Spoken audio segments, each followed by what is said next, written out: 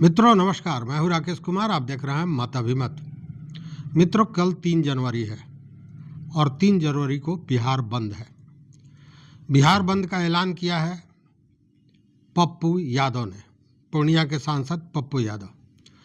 और यह बंद बीपीएससी 70वीं पीटी एग्जाम को लेकर, रद्द करने को लेकर जो बीपीएससी अभ्यर्थी प्रदर्शन पर हैं, धरना दे रहे हैं, उनके समर्थन में यह किया गया है।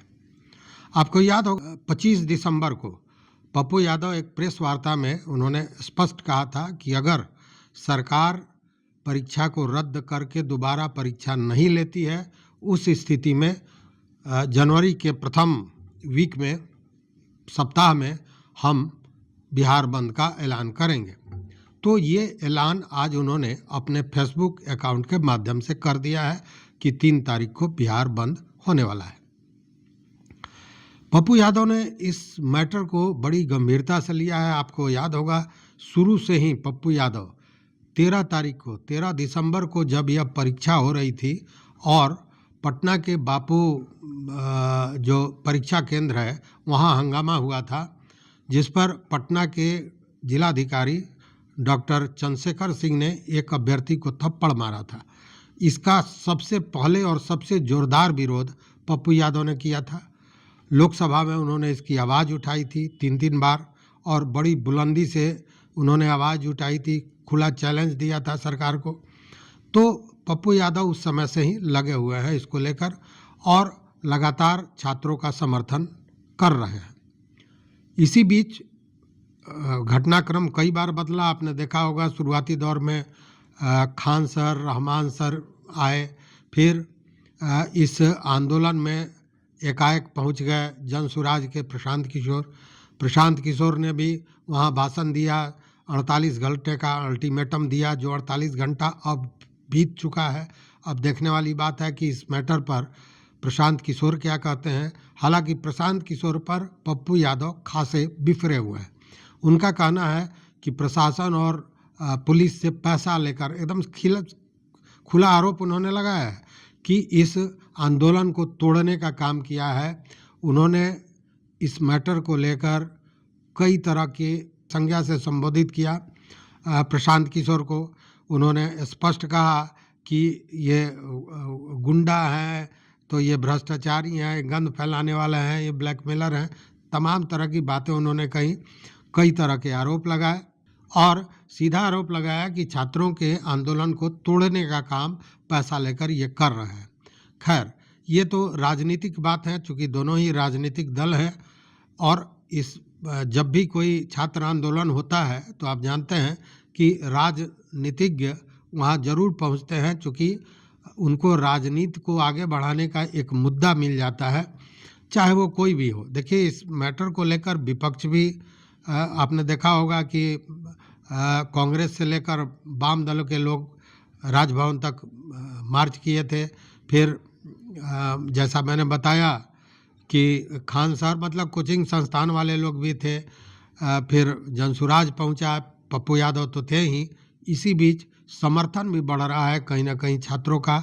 छात्रों पर जो उस दिन लाठी चार्ज हुआ और इस कड़ाके की ठंड में वाटर कैनन का प्रयोग किया गया और जिस बेरहमी से पुलिस ने बर्बरता के साथ छात्रों के साथ पिटाई की, अभ्यर्थियों की पिटाई की, इसके बाद लोगों में भी खासी नाराज़गी है और इसको लेकर कहीं ना कहीं समर्थन अभ्यर्थियों का बढ़ता जा रहा है, लोग समर्थन देते जा रहे हैं।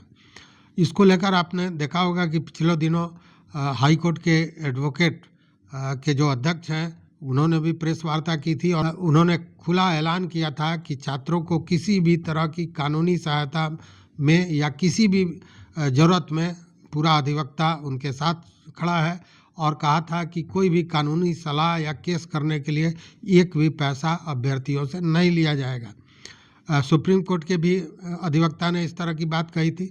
तो कहीं ना कहीं समर्थन मिल रहा है। इसी बीच पप्पू यादव राज्यपाल से भी मिले थे और राज्यपाल से मिलने के बाद क्या हुआ, उन्होंने ये बातें मीडिया को बताई थी। तो ये सुनिए क्या उन्होंने कहा। पहले तो बधाई नया साल की गवर्नर साहब और सबको। उन्होंने बीपीएससी चेयरमैन से सीधा बातचीत की उन्होंने कहा आप आइए, मैं बात करूंगा। डिटेल बातचीत उन्होंने की और उन्होंने कहा मैं डीएमएसपी साहब को भी बुलाऊंगा कि किस आधार पर उन्होंने लाठी चलाया और केस एफआईआर किया है। तीसरी बात उन्होंने कही कि मैं मुख्यमंत्री जी से पर्सनली बात करूंगा। चौथी बात उन्होंने कही कि किस आधार पर 12,000 का एग्जाम होगा और 4 लाख का नहीं होगा। एक पूर्णिया हाईकोर्ट बेंच, जो अन स्टेट में 3 बेंच है, 2 बेंच है, यहाँ एक ही बेंच है।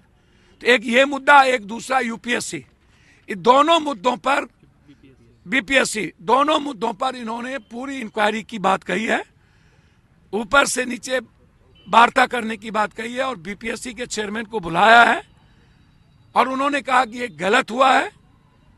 और इसी संदर्भ में, इसी बीच उन्होंने प्रशांत किशोर पर जो अपनी भड़ास निकाली वह भी सुनने लायक है, वह भी सुनिए। बीपीएससी के चेयरमैन ने कहा कि कोई डेलीगेट आ रहा है। मैंने कहा कौन डेलीगेट, ये कौन फिर फ्रॉड किशोर आ रहा है?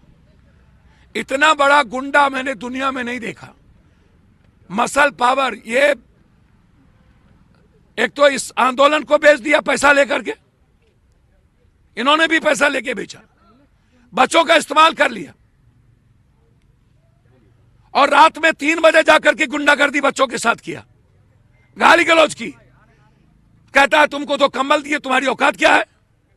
तुम कौन है नेताजी? साले तुम कौन है नया नेता? इसको 4 दिन नेतागिरी करने नहीं हुआ है, ये हमारे बच्चों को नेता कह रहा है। इनको पता ही नहीं बांग्लादेश का हस्त्र छात्रों ने क्या किया। इसी भारत में छात्रों की भूमिका आजाद क्या थी? दुनिया में छात्र जब उबलता है तो दुनिया खत्म हो जाती है।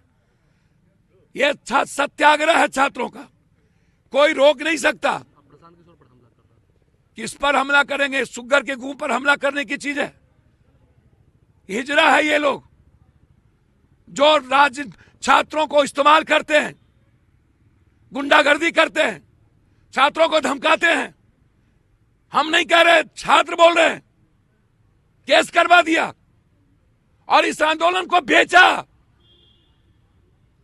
इतना बड़ा गुंडा है वो। इस गुंडाई का जवाब इसको आने वाले समय में युवा देगा।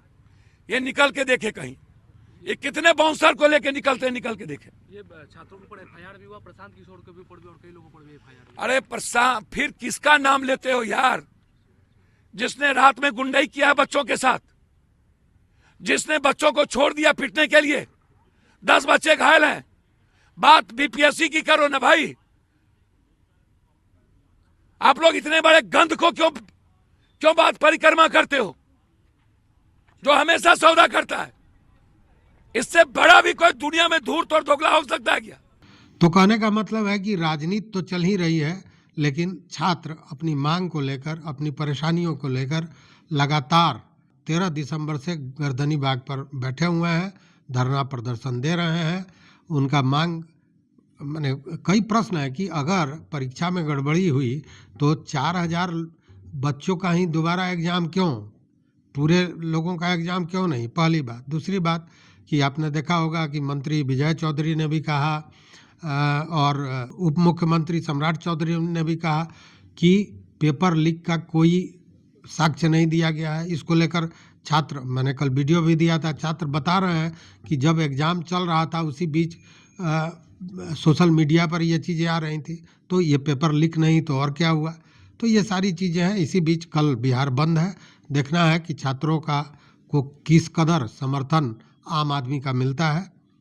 तो इंतज़ार कल का रहेगा और इंतज़ार प्रशांत किशोर के 48 घंटे के अल्टीमेटम का भी रहेगा कि वो आखिर क्या करते हैं। तो देखते रहिए मत अभिमत।